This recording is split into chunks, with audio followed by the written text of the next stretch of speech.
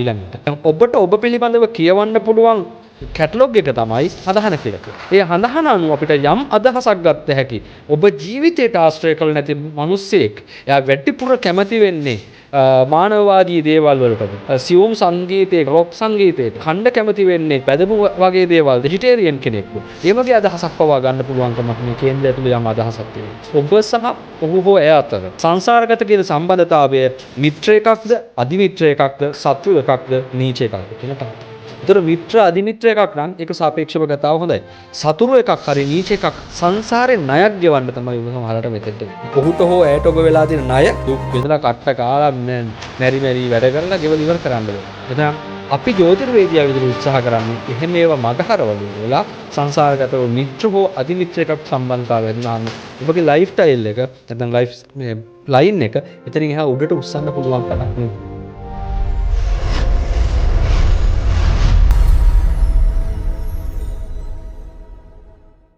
අයිබෝවන් ඔබ එකතු වෙන්නේ ඇස්ට්‍රෝ පොයින්ට් පොඩ්කාස්ට් එකත් එක්ක. අද හිතුවා අපි මේ පොඩ්කාස්ට් එපිසෝඩ් එකෙන් විවාහය ගැන ජ්‍යොතිෂමය දැක්මක් සිද්ධ වෙන්නේ කොහොමද කියන කාරණය ගැන කතා කරන්න ඕනේ කියලා. සාමාන්‍යයෙන් කේන්දරය විශ්වාස කරන කෙනෙක් නම් විවාහ වෙන්න කලින් කේන්දරය බලනවා, පොරොන්දම් ගලපනවා, එතකොට විවාහය සිද්ධ වෙද්දි සුබ නැකත් හදනවා, මේ දේවල් කරනවා. හැබැයි සමහරු කේන්දරය විශ්වාස නොකර නැකත් බලන්නේ නැතුව සුබ මුහුර්ති හදාන්නේ නැතුවත් විවාහ වෙනවා. ඒ නිසාම මේ දෙක පිළිබඳව විවිධ මතවාද තියෙනවා. අපි හැමදාම අපේ පොඩ්කාස්ට් එකෙන් ජ්‍යොතිෂය විද්‍යාත්මකව පහදලා දෙන එක තමයි කරන්නට උත්සාහ දරන්නේ. ඉතින් අපි හිතුවාද ජ්‍යොතිෂ විද්‍යාව තුල කොහොමද විවාහය ගැන සඳහන් වෙලා තියෙන්නේ, මේවා ඇයි අපි පිළිගන්න ඕන කියන කාරණය පිළිබඳව කතා කරන්න. ඒ ගැන කතා කරන්න අද අපි අපේ එපිසෝඩ් එකට ආරාධනා කරේ ප්‍රවීණ ජ්‍යොතිර්විද්‍යා උපදේශක වාස්තු විද්‍යාඥ ආචාර්ය කැලුම් ගුරුතිලක මහතාට. ආයිබෝවන්. ආයිබෝවන්. කැලුම් මහත්මයා දැන් බොහෝ දෙනෙක් මේ වෙද්දි නම් විවාහ වෙන්න කලින් කේන්දරය බලනවා. එතකොට කියනවා හත්වැනි ග්‍රහයෝ මෙහෙම ඉන්නවා, මට මේ දේවල් ගැන සමාජයේ මතයක් තියෙනවා. හැබැයි සමහරු කේන්දරය විශ්වාස කරන්නේ නැහැ. දැන් පිරිස් දෙකක් දෙපැත්තක ඉන්නවා. අපිට පැහැදිලි කරලා දෙන්න ඔබතුමා, ඇයි කෙනෙක් විවාහයක් වගේ ජීවිතයට බලපාන, පරම්පරාවට බලපාන තීන්දුවක් තීරණයක් ගන්න කලින් මේ කේන්දරය බලන්න ඕනේ? ඇයි දෛවය ගැන විමසලා බලන්න ඕනේ? ඔව්, දැන් මේකේ ගත්තොත් එහෙම දුලාශි මූලික කාරණාව තමයි උත්පත්තියේදී අපි පුද්ගලයෝ වර්ග තුනකට බෙදා ගන්නවා. උත්තමාදි උත්තම, උත්තමාදි මධ්‍යම, උත්තමාදි අල්ප කියලා වෙලා. එතකොට මේකේ පේනවා අපේ ස්වභාවය උඩද මැදද පහළද කියන කාරණා කැටගරිස් තුනකට මේකේ කඩනවා. ඒ කියන්නේ ඔබගේ පින සහ කුසලයේ පළ දෙන යාන්ත්‍රණය ඔබ ඉපදෙන මොහොතේදී ඔබ දෛවයේ කොයි විදිහටද මිටමලෝගෙන ඇවිල්ලා තියෙන්නේ, පින වැඩිපුර පළ දෙන්නද, පින මධ්‍යමව පළ දෙන්නද, පින අල්පව පළ දෙන්නද කියන කාරණාව මේකෙන් අපි බලනවා කේන්ද්‍රයකදී. ඒක පලාපල විග්‍රහ කිරීමේදී පවා අපි සාමාන්‍යයෙන් බලනවා නෝම් එකක් විතර බලන එකක්. මොකද හේතුව ඒකෙන් තමයි අපි දන්නේ මෙයාට මේ අපලය වැඩේ ක්‍රියාත්මක වෙනවද ක්‍රියාත්මක වෙන්නේ නැද්ද කියන කාරණාව. ඒතර ඔය විදිහට බලමු උත්තමාදි උත්තම විදිහට කවුරු හරි කෙනෙක් ඉපදිලා තියලා. ඒ කියන්නේ මෙයා උත්තමාදි කියන කෙනා අදහස් කරන්නේ මෙයා මිනිස්සෙක් විදිහට උපදින්න පිනක් තියෙනවා කෙනෙක්. එයා උසස් තැනක පින තියෙන කෙනෙක්. එයා ඉපදිලා තියෙන සමහරට දුප්පත් ගෙදරක වෙන්න පුළුවන්, පල්ලහැ තලයක ගෙදරක වෙන්න පුළුවන්. ඒක වෙනම කතාවක්. ඒ කියන්නේ සමහරට දුප්පත් පරිසරයක වෙන්න පුළුවන්. හැබැයි එයාගේ පින පළදීමේ ප්‍රවණතාවය වැඩි. කුසල එයාට වෙන ඒ කියන්නේ සාපේක්ෂව එයාගේ ජීවිතය ඇතුලේ එයාට මුණ ගැහෙන කාරණාවලදී එයාගේ සාර්ථක සිදුවීම් සිද්ධ වීමේ සම්භාවිතාව වැඩි කියන එකකින්ද. උත්තමාදි මධ්‍යම කියන්නේ භාගයට භාගයක් එයාගේ දේවල් සාර්ථක වෙනවා, භාගයක් අසාර්ථක වෙන්න පුළුවන්. උත්තමාදි අල්ප කියලා කියන්නේ 33ක් විතර එයාගේ දේවල් සාර්ථක වෙනවා. ඒතුළු 66ම අසාර්ථක වෙන්න පුළුවන් කෙනෙක් තියෙනවා. එහෙනම් ඔබගේ කේන්සටහනේ ඔබගේ බලය උත්තමාදි මධ්‍යම හෝ උත්තමාදි අල්ප නම්, ඒ කියන්නේ 50-50 නම් ඔබගේ ජයග්‍රහී අවස්ථාව තියෙනවා. එහෙම නැත්නම් ඔබට තුනෙන් එකයි නම් ජයග්‍රහී අවස්ථාව තියෙන්නේ. ඔව්, ඔබ විවාහය වැනි තීරණාත්මක පරිච්ඡේදයකදී හඳහන පරීක්ෂා කරන්නට අවශ්‍යයි. ඇයි හඳහන පරීක්ෂා කරන්න ඊළඟට? දැන් ඔබට ඔබ පිළිබඳව කියවන්න පුළුවන් කැටලොග් එක තමයි හඳහන කියලා කියන්නේ. ඔය මැෂින් එකක් ගත්තාම මැෂින් එකට දෙනවා මෙන්න මෙහෙම එයාගේ ෆ්‍රීකවෙන්සිස් තියෙන්නේ, මෙන්න මෙහෙම එයාගේ ෆීචර්ස් තියෙන්නේ, මෙච්චර කාලයකදී සර්විස් කරන්න ඕන, මෙහෙම මෙහෙම වැඩ කරන්න පුළුවන්. අපි printer එකක් ගත්තොත් printer එකේ photocopy මෙච්චරක් ගත්ත හැකි toner වර්ගයේ මේක පාවිච්චි කරනවා. මෙන්න මේ වගේ ඒ පුද්ගලයා පිළිබඳව අපිට ගන්න දෙන හොඳම කැටලොග් එක තමයි අතරම ගත්තොත් එහෙම හඳහන. ඒ හඳහන අනුව අපිට යම් අදහසක් ගත්ත හැකි. ඔබ ජීවිතයට ආශ්‍රය කළ නැති මිනිස්සෙක් එයා වැඩිපුර කැමති වෙන්නේ මානවවාදී දේවල් වලටද? අපි කියන්නේ අපි සංගීතය පැත්තේ ගත්තොත් එහෙම බොහොම සියුම් සංගීතයකද නැත්නම් රොක් සංගීතයකද? එයා ඛණ්ඩ කැමති වෙන්නේ බැදපු වගේ දේවල්ද? එහෙම නැත්නම් වෙජිටේරියන් කෙනෙක්ද? ඒ වගේ අදහසක් පවා ගන්න පුළුවන්කමක් මේ කේන්ද්‍රය ඇතුළේ යම් අදහසක් තියෙනවා. එතකොට එයා කැමති වෙන්නේ මොන වගේ ගෙවල් ආශ්‍රිත පරිසරයකටද? එයා කැමති වෙන්නේ ජනාකීර්ණ පරිසරයකටද? එහෙම නැත්නම් අර නිදහසේ ඉන්නද? ඒ කියන්නේ පවුලක් ඇතුලේ සමහරු කැමති නිදහසේ ඉන්න. සමහරු කැමති පාටි ගිහිල්ලා වටේම රට වටේ ඇවිදලා ලෝකෙ වටේ ඇවිදලා සංචාරය කළා. මෙන්න මේ අදහස් ටික ගන්න පුළුවන්කමක් තියෙනවා මේ කේන්සටහන පරීක්ෂා කරපුවම. එතකොට මේ කේන්සටහනේ පරීක්ෂාවේදී අපි ඊළඟට බලන කාරණාව තමයි ඔබ සහ ඔහු හෝ ඇය අතර සංසාරගත කියන සම්බන්ධතාවය මිත්‍ර එකක්ද අධිමිත්‍ර එකක්ද සත්‍රු එකක්ද නීච එකක්ද කියන කාරණාව. ඒතර මිත්‍ර අධිමිත්‍ර එකක් නම් ඒක සාපේක්ෂව ගතාව හොඳයි. සතුරු එකක් හරි නීච එකක් හරි නම් ඔබ දන්නේම නැතුව සංසාරේ ණයක් ගෙවන්න තමයි ඔබ සමහරට මෙතෙන්ට වෙන්නේ. ඒ කියන්නේ ඔහුට හෝ ඇයට ඔබ වෙලා තියෙන ණය ගෙවල ඉවර කරන්න දුක් විඳලා කට්ට කාලා මෙරි වැඩ කරලා ගෙවල ඉවර කරන්න වෙන්න පුළුවන්. එතනම් අපි ජ්‍යොතිර්වේදියා විදිහට උත්සාහ කරන්නේ එහෙම ඒවා මගහරවල ඉවර වෙලා සංසාරගතව මිත්‍ර හෝ අධිමිත්‍ර එකක් සම්බන්ධතාවය ඔබගේ ලයිෆ් ටයිල් එක නැත්නම් ලයිෆ් ලයින් එක එතනින් එහා උඩට උස්සන්න පුළුවන් කමක් මේකේ තියෙනවා. ඒ නිසා තමයි අතීතයේ රජවරු අන්තපුර වගේ දේවල් පාවිච්චි කරන්නේ. මොකද මේ විවාහය කියලා කියන්නේ පැහැදිලිවම ඩුවල් කල්ටිවේෂන් එකක්. එහෙම නැත්නම් කියනවා ශක්ති හුවමාරුවක්. මගේ සහ බිරිඳගේ අතර තියෙන ශක්ති හුවමාරුවක්. එතකොට ඔහු හෝ ඇය කියන දෙදෙනා අතර සිද්ධ වෙන ශක්ති හුවමාරුවෙන් ඒක තමයි එනර්ජි බොන්ඩ් එකක් මේක හැදෙන්නේ. එක්කෙනෙක්ගේ ග්‍රහ බලය දුර්වල වෙනකොට මේ දෙක අපි සමහර ඉස්සර කරන්නේ අර එකක පීඩනය අනිත් එක පීඩනය ඇතුළේ දෙකක් සම්බන්ධ කරපුවම පීඩනයේ ගානට වතුර බැලන්ස් වෙන්නේ. ආන් ඒ වගේ මේ දෙක බැලන්ස් වෙනවා. එතකොට එක්කෙනෙක්ගේ ක්‍රියාකාරීත්වය වැඩිලා අනිත් එක්කෙනා බොහෝම අඩු වෙලා තියෙන වෙලාවක මේක ටක් ගාලා මැද තැනකට එනවා. හැබැයි දෙන්නම උඩ තැනක ඉන්නවා නම් එතනින් පස්සේ හැදෙන ලයින් එක. එතනින් ජානමය ලක්ෂණ ඉදිරින් එහාට යන දරුවෝ වෙන්න පුළුවන්. ඒ දරුවන්ගේ අධ්‍යාපනය වෙන්න පුළුවන්. දරුවන්ගේ රූපය වෙන්න පුළුවන්. දරුවන්ගේ බුද්ධි ප්‍රභාවය වෙන්න පුළුවන්. උසස් තැනකට එනවා. ඒ නිසා තමයි පරණ රජවරු එයාට කුමාරිකාවක් තෝරගන්නකොට එහෙම උසස් ගුණයක් උසස් ශක්තියක් තියෙන කුමාරිකාවක්ව තෝරගත්තේ. ඒ තෝරගන්නේම කායික තෘප්තිමත් භාවයට හෝ දරුවෝ හැදීම කියන කාරණාව නෙමෙයි. අර ශක්ති ගලණය. ඒ කියන්නේ මේ ප්‍රදේශයේ තියෙන ශක්ති කේන්ද්‍රයක් තියෙන කාන්තාව පිට කෙනෙක්ට යන්න දුන්නේ නැහැ රජවරු. එතකොට හැමතැනම තියෙන ශක්ති කේන්ද්‍ර ටික එක තැනකට දුරගත්තාම එයා ශක්ති හොමාරුව කරනවා. එයාගේ ශක්තිය පැහැදිලිවම උඩට යනවා. දැන් සමහරු කියනවා මට පොඩි කාලේ මගේ කේන්දරය බලපු දෛවක්ෂණය කියලා තියෙනවා. මගේ කේන්දරේ විවාහයට යම් යම් බාධා තියෙනවා. ඒ හින්දා මං යම් යම් පොදු පූජා කරනවා. දැන් මම යන්ත්‍රයකුත් දාලා තියෙන්නේ. ඒ නිසා මගේ ප්‍රශ්න විසඳෙන්න පුළුවන් කියලා. ඇත්තද මේ කතාව? ඔව් ඒක තමයි අර කියන්නේ පොඩි කාලෙම බලනවා කියලා කියන්නේ සමහර අය උත්තමාදී මධ්‍යම හෝ උත්තමාදී අල්ප කේන්ද්‍රයක් නම් අපි ආගේ බලනවා පිරිමි කෙනෙක් වුණත් ගෑනු කෙනෙක්ගේ වුණත් ජීවිතේ ඊළඟ අර්ධයේ ක්‍රියාත්මක වෙන්නේ බේස්මන්ට් එක වැටෙන්නේ විවාහයත් එක්ක. එයා ගමන් අපි කිතමු පිරිමි කෙනෙක් බොහොම දක්ෂ විදියට කැපකිරීම කරලා උදේ ගිහිල්ලා රැය වෙනකම් වැඩ කරනවා. සමහරට පැය 12 13 වැඩ කරන පිරිමි කෙනෙක් ඉන්නවා. එතකොට මේ වැඩ කරන පිරිමි කෙනාට හරි මහන්සි වෙහෙසයි සමහරට ගෙදර පිළිබඳව බලන්න කාලය නැහැ. එහෙනම් එයා විවාහ වෙන්න ඕන. හඳහන පැත්තකින් තිබ්බොත් සරලව තේරුම් අරගන්න ඕනේ. එයා විවාහ වෙන්න ඕන. එයා කරන කැපකිරීම මහන්සිය මේ පැත්තෙන් අල්ලගෙන ඉන්න පුළුවන් කෙනෙක්. ඒ කියන්නේ හැමදැන් ඒ වගේ දැන් ඔබ දැකලා සමහරවට පිරිමි කෙනා වැඩ කරනවා විනාඩි 5න් 5ට ගෑන් ළමයාගෙන් කෝල් එකක් එනවා. අර වගේ වැඩ කරන කෙනෙක්ට සමහරට එහෙම විනාඩි 5න් 5ක් කෝල් එකක් එනවා කියන්නේ ඒක වදයක් වෙනවා. ඒක කරගන්න බැරුව වෙනවා. අරයාගේ කැපැසිටි එකකින් වැඩ කරගන්න බැරුව යනවා. ඒක සමහරට දැන් නම් ගත්තොත් එහෙනම් WhatsApp එකකින් වීඩියෝ කෝල් එකක් පැත්තකින් තියාගෙන තමයි සමහරව වැඩ කරන්නේ. එතකොට ඒක එක්ක සැකය එහෙම නැත්නම් යම් අවිශ්වාසයක් එතන තියෙනවා. එහෙම සැකයක් අවිශ්වාසයක් හෝ එහෙම නැත්නම් අනිත් පාර්ශවයක නට ඕනකට වඩා හුදකලා බව දැනෙන්න පටන් ගන්නවා. ඒ හුදකලා බව දැනෙන්න පටන් ගත්තොත් එහෙම අරයට අර කැපකිරීම කරන්න බෑ. මොකද අර හුදකලා බව නැති කරගන්න අරයාගේ සැකය හෝ සාංකාව නැති කරන්න අර පිරිමි කෙනාට වැඩ කරන ප්‍රමාණය අඩු වෙලා අර පැත්තට කාලය දෙන්න සිද්ධ වෙනවා. එතකොට එයාගේ ආර්ථිකය වැටෙනවා. ආය පෞල් සංස්ථාව වැටෙනවා. එහෙනම් අර වගේ කායිකව මහන්සි වෙලා වැඩ කරන පැය 24න් පැය 18ක් විතර මහන්සි වෙලා වැඩ කරනවා නම් අනිත් පැත්තේ ගෑනු කෙනාට පුළුවන්කමක් තියෙනවා පැටිපහ අපි කියන පැටිපස් පුරාණය කියලා මේකට කියන්නේ මේ තමන්ගේ දරුවෝ පවුලේ ඉතුරු අයව බලාගෙන දරුවන්ගේ අධ්‍යාපනය කට කාගෙන ගෙදර වැඩ ටික කරගෙන ආස්පස් කරගෙන ඒ ටික ඔක්කොම අල්ලගෙන අර පුංචි කාලයක් ඇතුළතදී අරයත් එක්ක ඒ ශක්ති හොමාරුව කරගෙන ඒක දරාගෙන ඉන්න පුළුවන් හැකියාවක් තියෙනවා. උදාහරණයකට මම ඒක ග්‍රහවයන් දැන් ගන්නවා. ඒ කියන්නේ ගැහැණු ළමයාගේ කේන්සරටහනේ සෙන්සරු 7 වෙන්නේ ඉන්නවා නම් එයා කතාදි කඩා ගන්න සම්භාවිතාව ඉතාම අඩුයි. එයාට පුළුවන්කම තියෙනවා ඉතාමත්ම තදබල විදියට දරා ගැනීමේ හැකියාව. කට්ට කාගෙන ඉන්න පුළුවන්. විවාහය ඇතුළේ කියන්නේ බොහොම කට්ට කෑමක් කියන එක. ඒතකොට ඒ කට්ට කාගෙන අල්ලගෙන ඉන්න පුළුවන්. ගෙදර වැඩ ටික කරනවා, දරුවන්ගේ වැඩ ටික කරනවා, මහත්තයා වැඩ ටික කරනවා. සමහරලාට ඕනම වෙලාවෙ මහත්තයා ගෙදර එන්නේ නැහැ. හැබැයි ඒ ආවත් කමක් නැහැ කියලා බයිනෝ බැනගන්නව නැත්තේ නෑ. හැබැයි ඒක විවාහේ කඩාකප්පල් වෙන්නේ නැහැ. අර කියන සාමාන්‍යයෙන් ගත්තොත් එහෙම තමුසේ කියලා වුණත් කතා කරනවා ඇති. තමුසේ නෑ මට වෙනලාට මොන මගුලක්ද කියලා මට්ටමකට මේක යයි. ගියාට අර කෑනු එක්කනට ඒක දරාගෙන ඉන්න පුළුවන් හැකියාවත් එක්ක මේක පවතිනවා. හැබැයි අපි හිතමු කෙනෙක්ගේ කේන්සරාණේ 7 වෙන්නේ කුජේ ඉන්නවා කියලා. එහෙම නැත්නම් දෙවැන්නේ කුජේ ඉන්නවා කියලා හිතන්න. දෙවැන්නේ කුජේ ඉන්න කෙනාට ආවේගශීලී ස්වභාවය වැඩි. අර වගේ මහන්සි වෙලා ස්ට්‍රෙස් වෙලා ගෙදර වැඩ ටික කරනවා, දරුවන්ගේ වැඩ ටික කරනවා. ඊට පස්සේ ඔන්න මොකක් හරි උත්සවයක් තියෙනවා. ඒ උත්සවයට යන්න ඕන හවස 7 වෙනකොට ඉන්න තියෙනවා.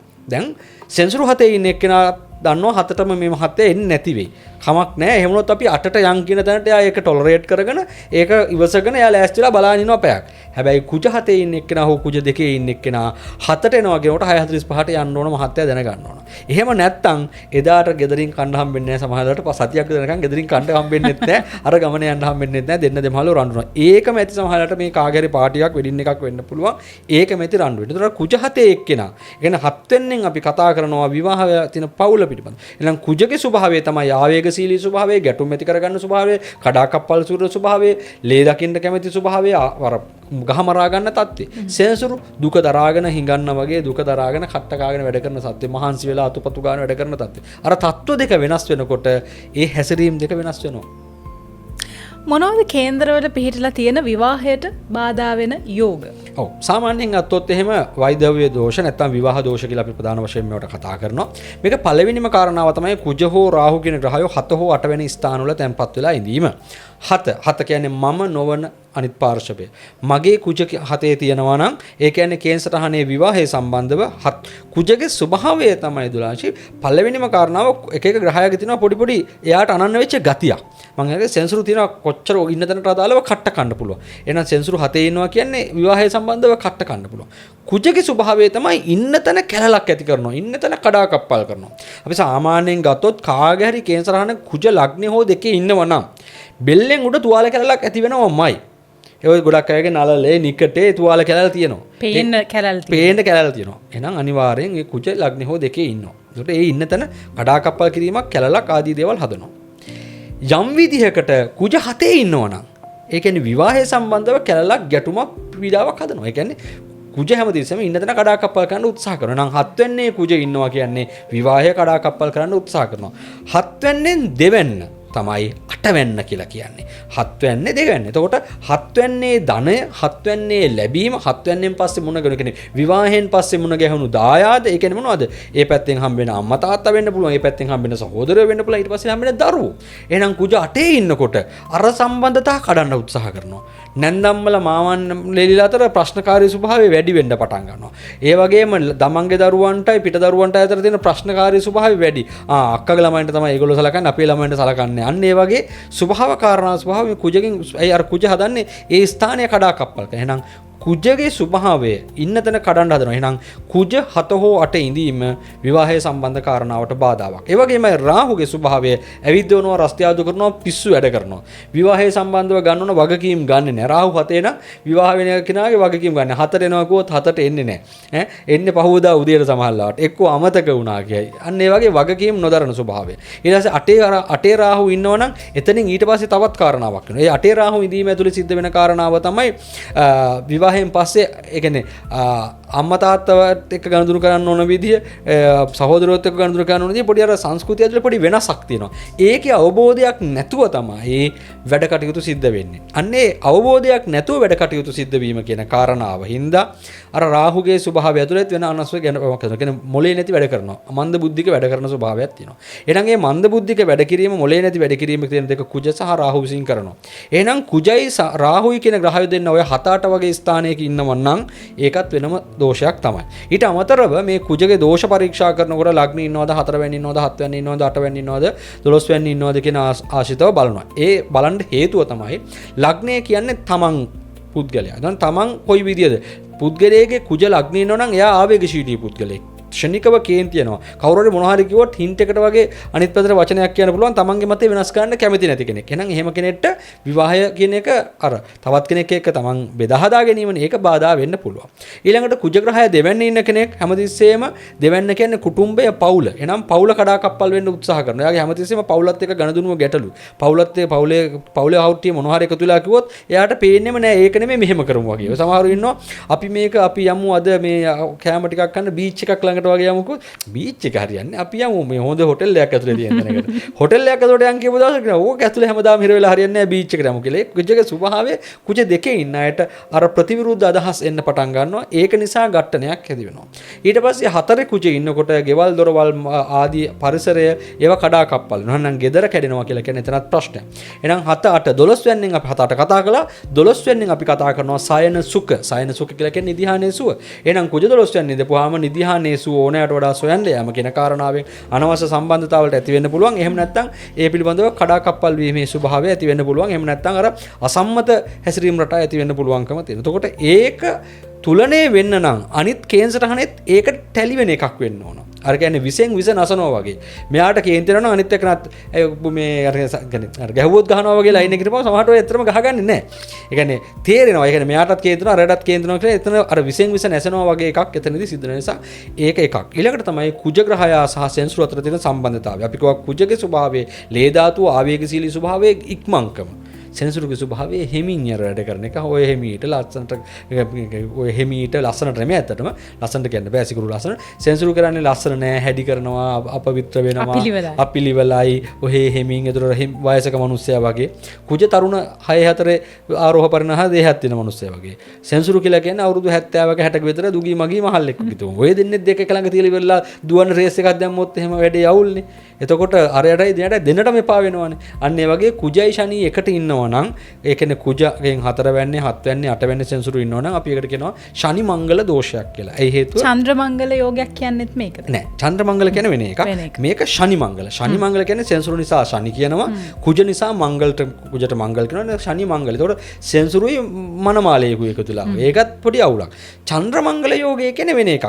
එතන ඉන්නේ සඳුයි කුජයි. සඳු කියන්නේ රූපමත් භාවයේ ලස්සන භාවයේ මනෝ භාවයේ අර හීන දකින්න ගතිය ලස්සන ගතිය ඒ කියන්නේ ෆැෂන් එකට ඉන්න පුළුවන් අර හඳක් වගේ පොඩි සෞම්‍ය ගතියකුත් එක්කලා එහෙම කාන්තාවක් වගේ එක්කෙනෙකුයි කුජ කියලා කියන්නේ බොහොම 6 4 එක්කෙනෙකුයි ඒක ලස්සනට දුවනවා. චන්ද්‍රමංගල යෝගය කියලා කියන්නේ ආකර්ෂණයේ පෙනුමක් ඇති වෙනවා. චන්ද්‍රමංගල යෝගයක් තියෙන කෙනාට ගියතන ආකර්ෂණය ඇති වෙනවා. අර වගේ දෙන්නෙක් නම් ගියාම ඒ වගේ අපි දෙන්නෙක්ව පාරේ දැක්කත් හැවිල්ලා බලනවනේ මිනිස්සු අන්න ඒ වගේ පුද්ගලයාට චන්ද්‍රමංගල යෝගයක් තියෙනවා නම් ඒ ඇයට හැමත ආකර්ෂණය හම්බ වෙනවා. එතනදී පරිස්සම් වෙන්න ඕන මේ විවාහ වෙන කාරණා තියෙනවා. ඒ වෙන කතාවක්. ඒක මේ විවාහේ කඩාකප්පල් වෙන්නේ නැහැ. නමුත් අර යන තැනක ආකර්ෂණය හම්බ වුණාම අන්න අර මම අර මුලින් ගත්ත උදාහරණේ එතන ප්‍රශ්නයක්. මහත්ය උදේ 6ට ගියාම පාරෑ 10ට නම් එන්නේ. මහත්යට චන්ද්‍රමංගල යෝගිකුත් තියෙනවා නම් මහත්යට වැඩිපුරම හැමෝම කතා කරනවා නම් ගිය තැනක අනේ ඔයා කොහොමද හරි ලස්සනයි කියනවා. අන්න එතකොට ගෙදර ඉන්න කාන්තාවට පොඩි සැකයක් එන්න පුළුවන්කමක් තියෙනවා. ඒක මේ කඩාකප්පල් වීම නෙවෙයි අර ආකර්ෂණ නිසා ඇති වෙන ව්‍යතිරේකයක්. දැන් කේන්දරවල විවාහය සම්බන්ධව මේ වගේ තියෙන ගැටලු විසඳ ගන්නද මේ පොරොන්දම් ගැලපීම කරන්නේ? පොරොන්දම් ගැලපීම ඇතුලේ අපි දැන් මේ වචනේ පොරොන්දම් ගැලපීම කියලා කිව්වට ඇත්තට මෙතන පොරොන්දම් විතරක් නෙවෙයි බලන්නේ. හැබැයි ලේසියට අපි පොරොන්දම් ගැලපීම කියන වචනේ පාවිච්චි කරනවා. ඒක අර මේ කෙනෙක් ඕක පෙර උන්දම් කියනවා කියන්නේ පෙර සිට අපි විශ්වයේ කොහොමද කියන ආකාරය. ඔව් පොරොන්දම් ගැලපීම ඇතුලෙත් අපිට යම් දේවල් ටිකක් බලන්න පුළුවන්. අතරම පොරොන්දම් ගැලපීම වලිනුත් 50% විතර මේ ගැන අදහසක් ගන්න පුළුවන්කම තියෙනවා. ඒකට හේතුව ඒ පුද්ගලයාගේ කායික තෘප්තිමත් වෙන ස්වභාවය කොයි වගේද? එයා කැමති ගති ලක්ෂණ මොන වගේද කියන අදහස් ටිකක් මේක ඇතුලේ සිද්ධ වෙනවා. උදාහරණයකට එයාගේ පක්ෂියා අපි ගත්තොත් කාක පක්ෂියෙක් නම් එයා ටිකක් එතකොට දවල්ට ඇහැරලා කියන්නේ කාක පක්ෂියා කියපු ගමන්ම අපි දන්නවා එයා දවල් කාක්ක කියන්නේ දවල්නේ. ඒක අපි තුමු කාක පක්ෂියයි අනිත් එක්කනට පිංගල වගේ පක්ෂියෙක් ආවා. එතකොට පිංගල කියන්නේ මේ වවුල බක මූණ වගේ. එතකොට ඒ කියන්නේ පිංගලයේ කියපුවාම රාත්‍රී පක්ෂියා.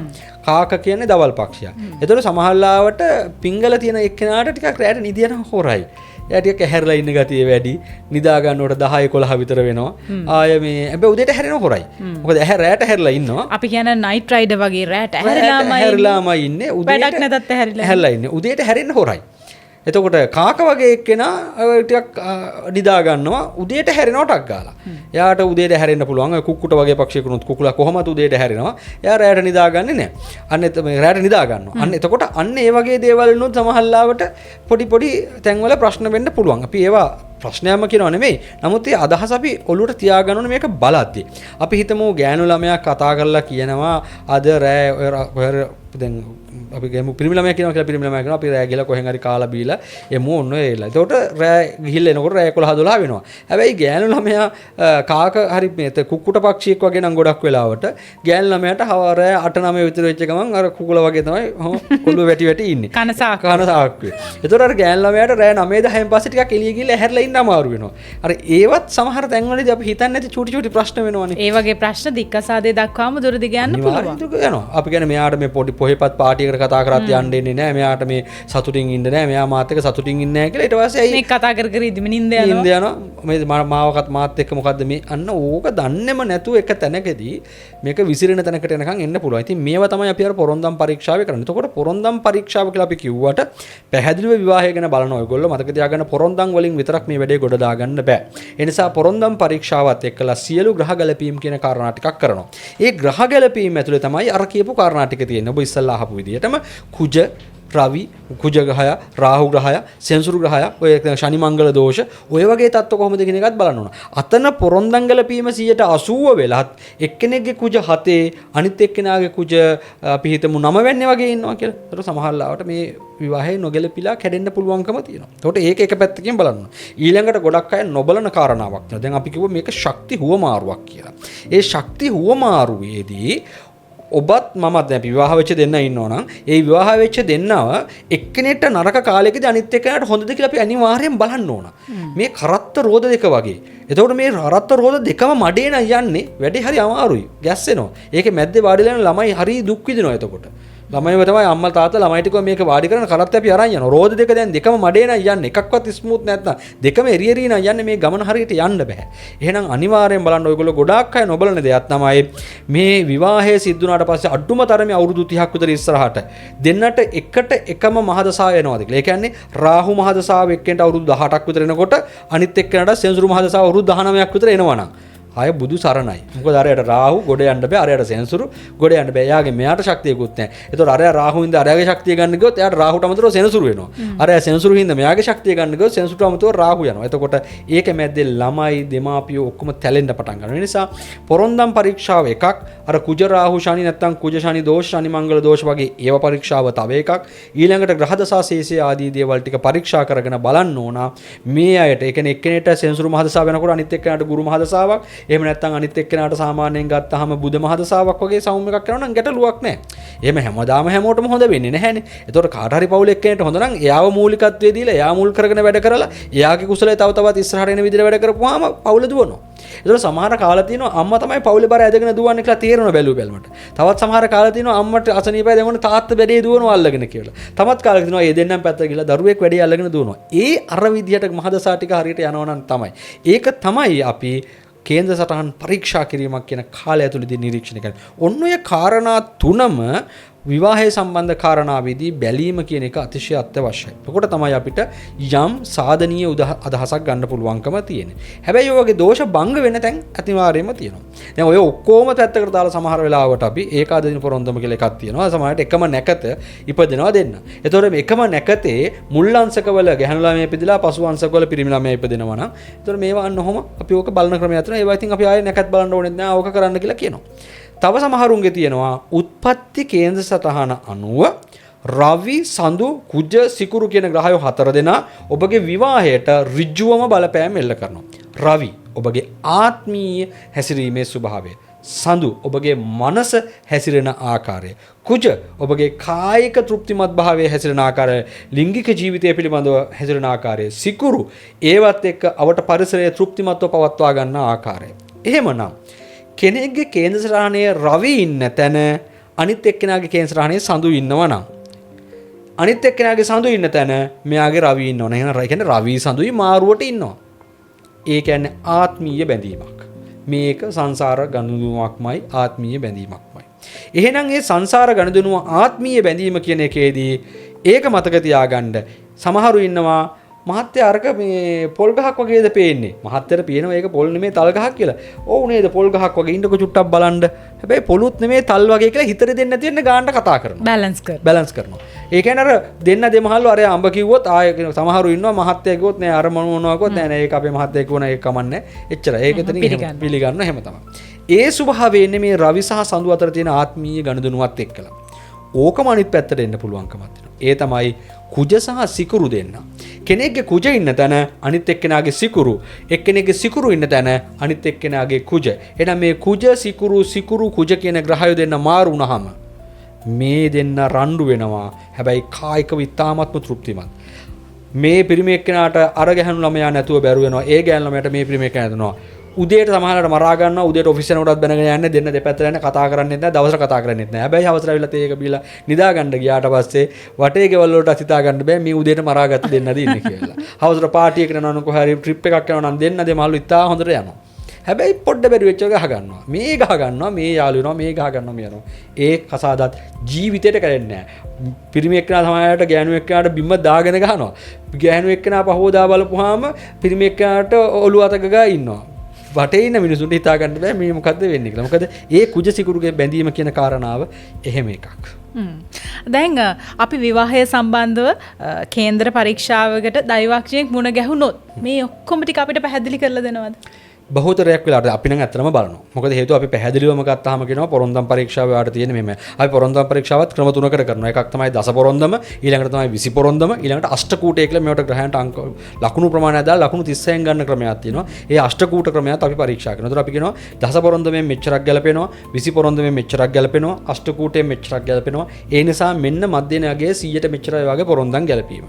හැබැයි රාහු කුජ සෙනසුරු වගේ ග්‍රහයෝ නිසා මෙන්න මේ ප්‍රශ්න පීඩාකාරී ස්වභාවය තියෙනවා. අපි අරක 80 ගැලපුණත් අපි කියනවා මේ ප්‍රශ්නේ තියෙන නිසා ඔයාලට මේක එච්චර හොඳ නැහැ. හැබැයි ඊළඟට අපි කියනවා මේක 80 ගැලපුණත් ඔයාලා දෙන්නට මෙන්න මේ කාල පරිච්ඡේදය සමහරුන්ට අපි කියනවා අවුරුදු 13ක් විතර දෙන්නටම රාහු මහදසා සෙනසුරු මහදසා යනවා. එතකොට අපි සාමාන්‍යයෙන් අවුරුද්දක් එකමාරක් යනවා නම් අපි ඒක එච්චර කියන්නේ නැහැ. හැබැයි කියනවා අපි කියනවා මෙන්න ඔයාලට අවුරුද්දක් එකමාරක් ප්‍රශ්න තියෙන කාලයක් තියෙනවා. ඒක අල්ලගෙන ඉන්න අනිත් කාල ටික හොඳයි. හැබැයි රාහු මහදසාව සෙනසුරු මහදසා වගේ අවුරුදු 10ක් 8ක් අවුරුදු 7කට වඩා වැඩි කාල පරිච්ඡේදයක් එහෙම එකට යනවා නම් අපි යාලට පැහැදිලි කරනවා පොරොන්දම් ගැලපීම හොඳයි. හැබැයි මේ කාලේ ඔයාලා විවාහ වුණොත් ඉතා දුෂ්කර කාලයක් වෙනවා. ඒකට ඔයාලට දරාගෙන වත්පිළිවෙත් කරගෙන යම් ප්‍රමාණයකට පීඩාව වම කරගෙන යන්න ඔයාලා කැමති නම් මොකද සමහර ඒවා ඉන්නේ ප්‍රේම සම්බන්ධතාවත් එක්කනේ. එහෙම කැමති නම් ඔයාලා මේකට අත ගහන්න. නැත්තම් ඔයාලගේ ජීවිතේ මේ කාලේ හිර දුෂ්කර කාලයක් බවට පත් වෙයි. ඒක ඔයාලා හිතලා තීන්දුව අරගන්න කියලා අපි කියනවා. හරි. දැන් මේ එපිසෝඩ් එක බලාගෙන ඉද්දී මේ කතාව ඇහෙද්දී ඔබට හිතුණා නේද විවාහය ගැන අනිවාර්යයෙන්ම මේ කේන්දරය පරීක්ෂා කරගෙන දැනගන්න ඕනි කියලා.